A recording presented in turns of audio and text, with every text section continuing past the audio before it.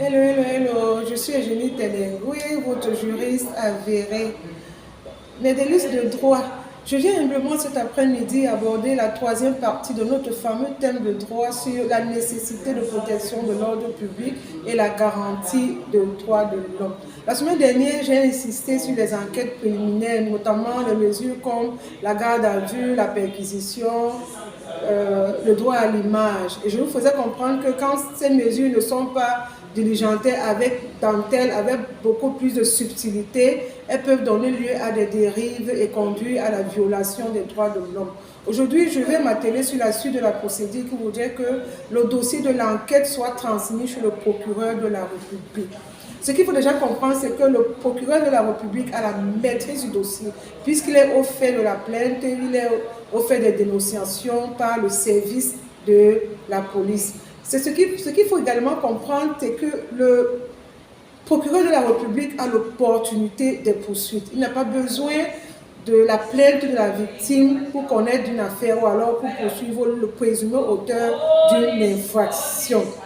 Quand bien même la victime aurait retiré la plainte, le procureur de la République peut décider de poursuivre l'affaire au nom de la société qu'il représente.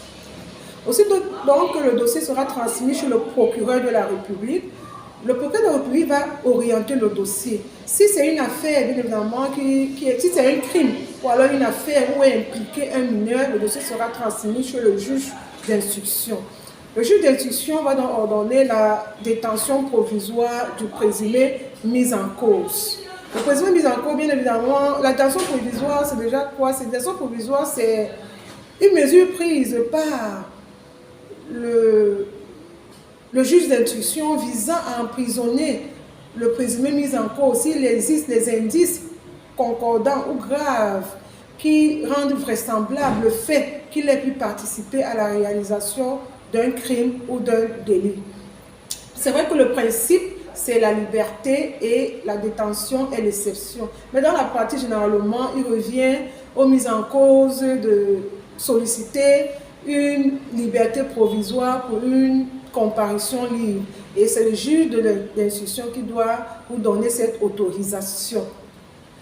Que ce soit la garde à vue aussi, bien évidemment, qui voudrait que si, quand vous avez un domicile connu, vous n'avez pas besoin d'être gardé dans les locaux de la police, de la gendarmerie, vous pouvez partir de chez vous et vous rendre dans les locaux de la gendarmerie, de la police pour être auditionné. Alors, ces mesures sont régies par le code de procédure pénale à ses articles 118, 212 et 217 que voici.